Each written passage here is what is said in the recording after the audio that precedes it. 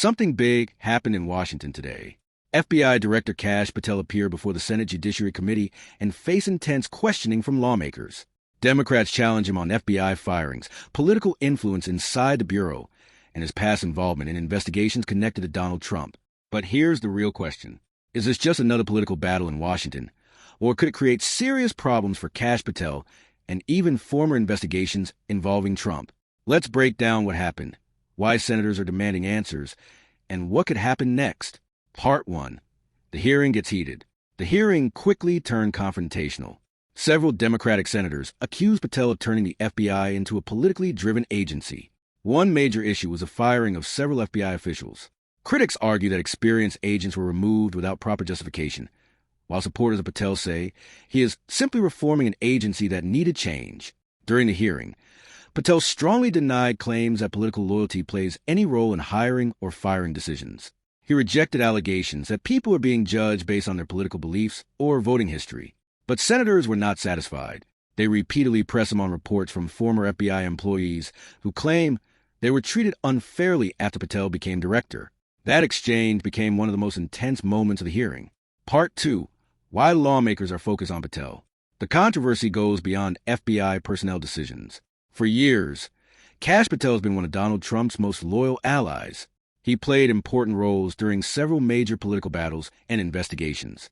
Because of that relationship, many lawmakers view Patel as a key figure who knows a lot about events surrounding Trump's presidency. That is why senators continue asking questions about Patel's past statements and testimony connected to federal investigations. Supporters say Patel has been unfairly targeted because of his ties to Trump. Critics say his close relationship with the former president creates potential conflict of interest. And that's exactly where the political fight is intensifying. Part 3. The grand jury testimony question. One of the biggest issues discussed involves Patel's testimony during the classified documents investigation. Reports indicate that Patel was questioned as part of that investigation. Now, lawmakers are interested in what information exists from those proceedings and whether any of it could contradict public statements that were made at the time. This is important because when testimony is given under oath, accuracy matters. If public statements and sworn testimony do not match, it naturally raises questions. However, much of the information people are talking about remains sealed or unavailable to the public. That means many claims being made today have not been independently verified. Still, senators argue that transparency is necessary so the public can better understand what happened behind closed doors. Part 4. Why the sealed report matters. Another major issue involves a report connected to Special Counsel Jack Smith's investigation. Some lawmakers want additional portions of that report released. They believe it may contain information relevant to Patel's actions and statements. Their argument is simple. If the report contains information that affects public trust in the FBI director, the public deserves to see it. Patel's supporters disagree. They argue that releasing sensitive investigative material could be politically motivated and potentially misleading without full context. So now the debate is no longer just about what happened in the past. It's about whether more information should be made public in the future. And that battle is likely far from over. Part 5. The FBI firings controversy. The FBI firings remain one of the most controversial issues. Former officials have filed legal challenges and complaints. Some claim they were removed unfairly. Others argue proper procedures were not followed. Patel and his supporters reject those accusations. They say leadership changes are sometimes necessary and that decisions were made according to agency needs.